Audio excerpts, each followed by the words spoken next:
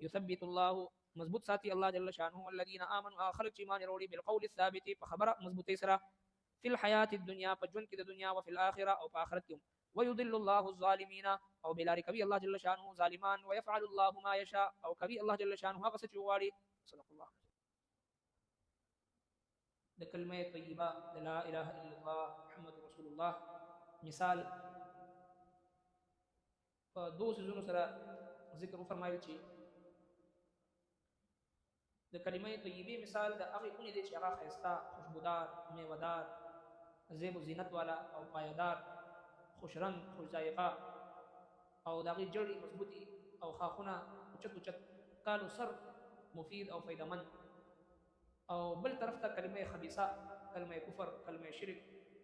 لا یعنی او فضول او بیکار کلمات چې هغه دغه مثال د هغه بوټي چې هغه روخي وختي تور باندې ښکار شي خيسته ښکار کو دغه جوړې مني معمولی بادو باران سره ختم شي نسبت نابود شي. اوس الله تبارک وتعالى د دې کلمه طیبه فضیلت بیانوي چې کوم کلمه طیبه لا اله الا الله د یو مسلمان په چب باندې د دې ورد وي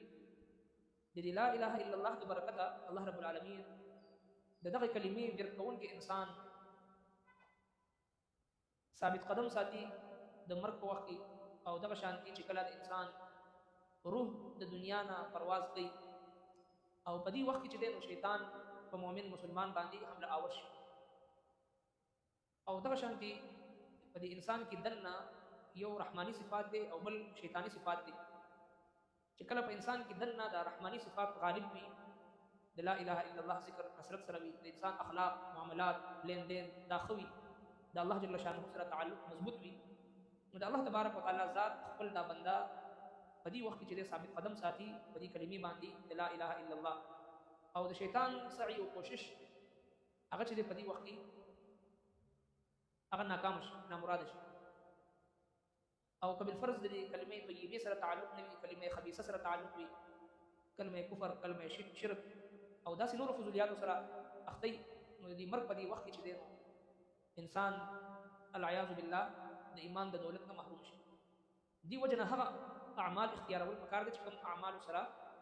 د یو مسلمان خاتمه بالایمان او خاتمه په ایمان باندې وشي حسن خاتمه وشي. ذکر رسول الله صلی الله علیه وسلم مبارک فرمایي چې انما الاعمال بالخواتيم هر یو عمل اختتام ته اعتبار دی نو لہذا د لا اله الا الله ذکر کثرت سره کول پکار دی چې کله د مرګ وخت راشي چې انسان په دنیا کې چې کومې خبرې کثرت سره کوي د مرګ په وخت کې چې د ابقا کلمات د انسان په جبه باندې هغه جاری کیږي نو چې څوک لا اله الا الله خپل معمول وګرځي کثرت سره وي او مشغله د خپل د ژوند وګرځي دا څه معمولی کلمه نه ده. حضرت موسی علیه السلام عرض کړي چې الہ العالمین صداسي کلمه راته چې باقي سره زستا ذکر کوم استایات الله رب کائنات کو فرمایي لا اله الا الله دا کثرت سره وایي. موسی علیه السلام عرض کړي چې الہ العالمین دا خو ټول بندگان وي هر عام خاص دا وي نو موږ صداسي کلمه غواړم چې زما او ستاسو په منځ کې خاص تعلق ذریعہ وي. الله رب کائنات کو فرمایي چې ازما کلیم کچري دا ټول واسمن عظمت دا ټول کائنات تلی یو طرف ته واچول شي دا کلمه بل طرف ته واچول شي نو دا کلمه په ټول کائنات باندې وزندار ده. نو لہذا د لا اله الا الله پر کثرت سره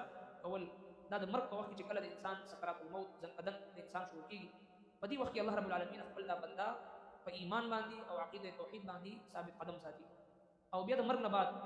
یو ډیر عجیب مرحله روانه چې هغه قبر وي. رسول الله صلی الله علیه وسلم فرمایي چې تاسو د قبر د خور ډیرې وګړي دا روضه من رياض الجنه او حفره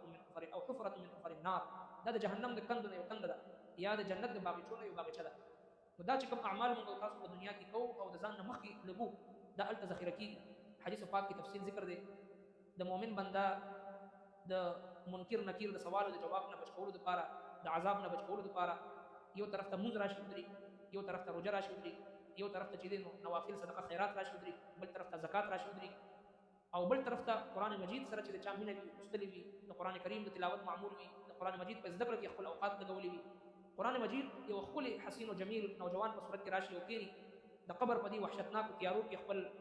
دی لستون کې ته وایي چې پریشان کېږم زه د رب العالمین هغه کلام یم چې تا په دنیا کې لستلم زما سره ستا مینه وه عقیدت و محبت و تعلق و نسبت و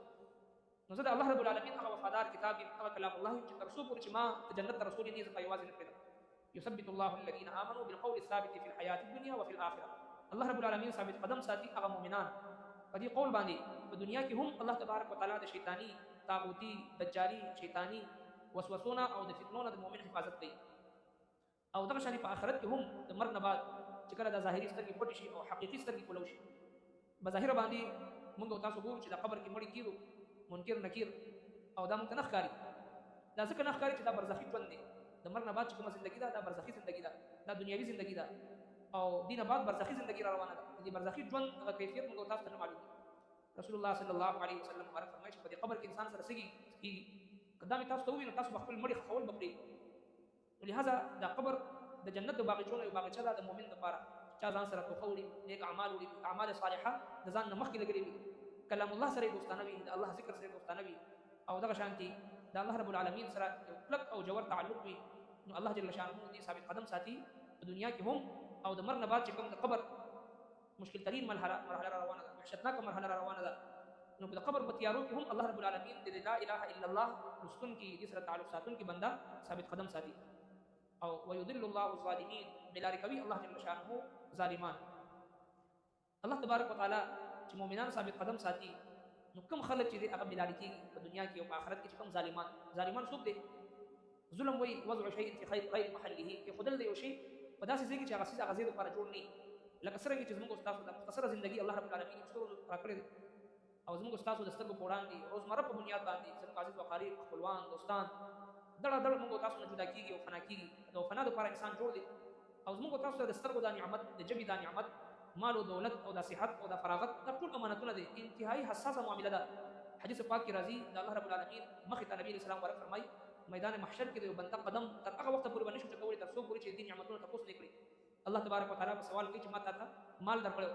هغه مال ته په کوم ځای کې خرج څنګه د وګټلو، په کوم ځای د ولګولو، ما ته وخت درکړو، صحت درکړو، ځواني، د یو څه به الله رب العالمین حساب کوي. دا امانت د الله تبارک وتعالى چې کوم تاسو ته ملو ده، نن هر مسلمان ګورو دا سترګې دا په حرامو استعمالېږي، دا جبه دا په حرامو استعمالېږي، دغه شانتي غوږونه دا په حرامو استعمالېږي، دا ظلم دی. نو ظلم د وجه انسان الله تبارک وتعالى د رحمت نه محروم کی. الله رب کائنات چې کوم قیمتي وخت راکړي دي، صحت راکړي دي، دولت راکړي دي، سترګو نعمت راکړي دي، جبه قوت راکړي دي، دا ټول موږ تاسو ګورو چې په ګناهونو کې استعمالېږي، لګیا دا ظلم دی. ويضل الله الظالمين، الله تبارک وتعالى دا حکیمانه فیصله ده، حکمت نه ډکه فیصله ده. الله جل شانه بلاره کوي ظالمانو لره، ويفعل الله ما يشاء، او کوي الله جل شانه هغه څه چې غواړي. نو دا ويذل الله الظالمين دي ته د حکمت نه ډکه فیصله وي، حکیمانه. او ورپسې ويفعل الله ما يشاء، الله جل شانه کوي څه چې غواړي، ته حاکمانه فیصله وي. الله جل شانه خو خدا رب کائنات توفیق دی چې د چا جبه خپل عبادت سره د خپل ذکر سره تر سات، خپل د ذکر توفیق ورکړي، او د چا اعضاء جوارح اندامونه د ګناهونو باندې ککړ،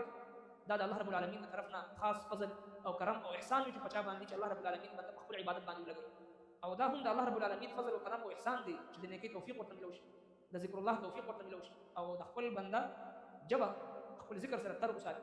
حکیم الامت حضرت مولانا اشرف علی تھانی رحمۃ اللہ علیہ نے تاسو چې حضرت ز ذکر ډیر زیات کو، خو د ذکر خوند او لذت چې د پته نه محسوسي. نو حضرت تھانی رحمۃ اللہ فرمایي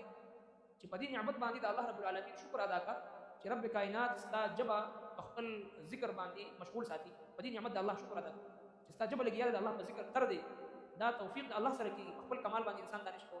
چې کله الله رب العالمین خپل توفیق انسان نو واخلي، هم دغه جبه وي په دې کې مغیبتونه وي، په دې کې کنزل وینای، په دې کې فحش گفتگو وي، او په دې باندې چول خوريانې وي، په دې کې لا یعنی خبرې وي، او دغه جبینه بیا لړم جوړ وي چې هغه بل مسلمان ته تکلیف ورکول، اذیت ورکول، او خپل آخرت په دې باندې بربادول. دا جبه کوم قلاده کوم بلاده چې صحیح استعمال شي د الله جل شانه په ذکر د لا اله الا الله په ذکر باندې تروي، نو د انسان لپاره قلاده د حفاظت ذریعہ ده په دنیا کې هم او په آخرت کې هم، او چې کله دا به زی استعمال شي د انسان لپاره د هلاکت ذریعہ ده.